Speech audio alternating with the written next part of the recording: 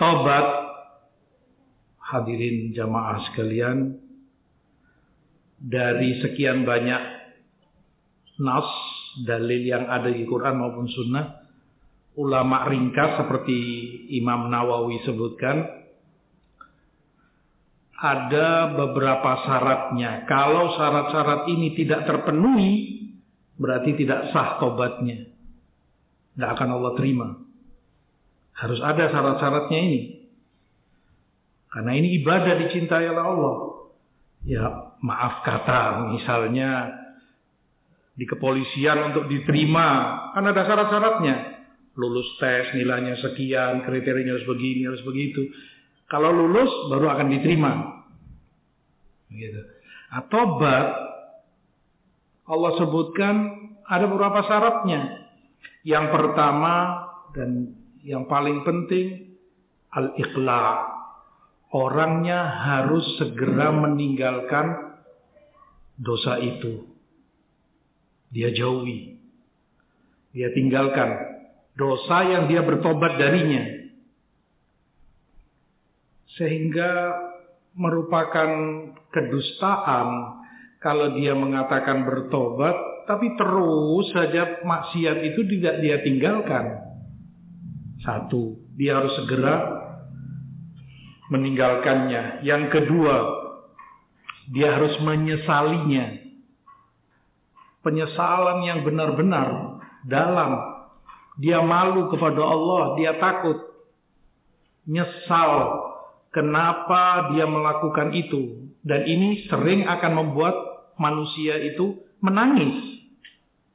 Menyesal. Ya Allah, kenapa ini aku lakukan? Dosa ini. Penyesalan. Orangnya nggak akan kemudian ketawa-ketawi, dan orang yang bertobat menyesali perbuatannya. Syarat yang kedua. Yang ketiga, dia harus bertekad untuk tidak kembali melakukannya di masa berikutnya.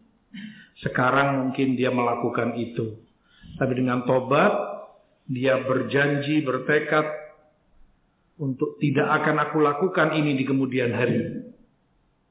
Tiga ini syarat tobat agar diterima oleh Allah.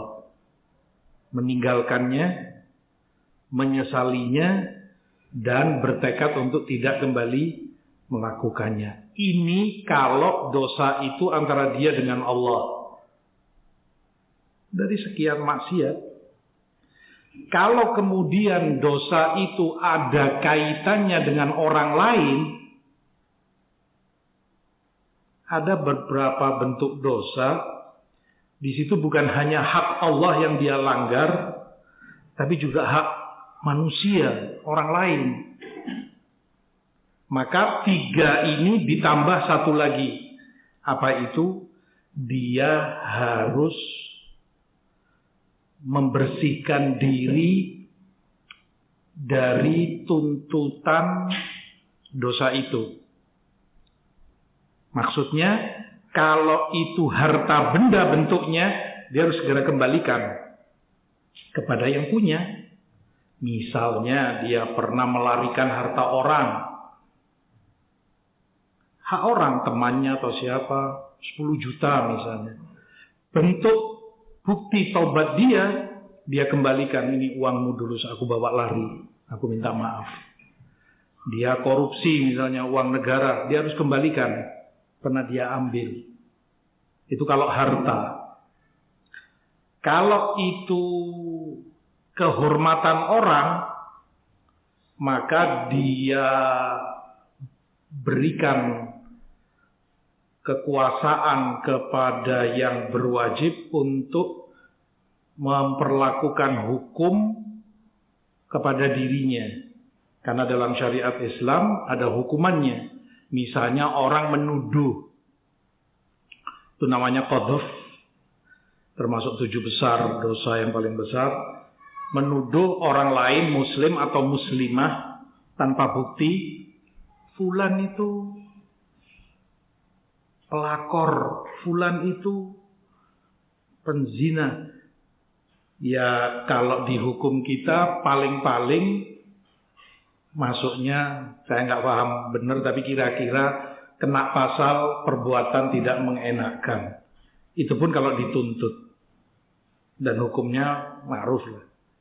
Dalam syariat ada hukumannya. Sampai cambuk. Dihukumi sebagai fasik, tidak akan diterima persaksiannya. Berat hukumannya. Karena kehormatan dijaga betul oleh agama. Kehormatan orang. Nggak boleh. Al-muhim, itu kalau kehormatan. Kalau kemudian itu ghibah, dia sempat menggunjingkan orang, gosipin orang, fulan begini, fulanah begitu, dia harus minta halalnya. Aku dulu pernah menggosipi kamu, maka tolong halalkan saya, agar dia terbebas dari dosanya. Karena ini hak orang. Kalau hak Allah mungkin masih muda, Allah Maha Pengampun. Tapi hak orang, belum tentu orang bisa memaafkannya. Dan itu hak dia. Nggak bisa dipaksa. Makanya syarat tobat, dia harus meminta maaf dari orangnya.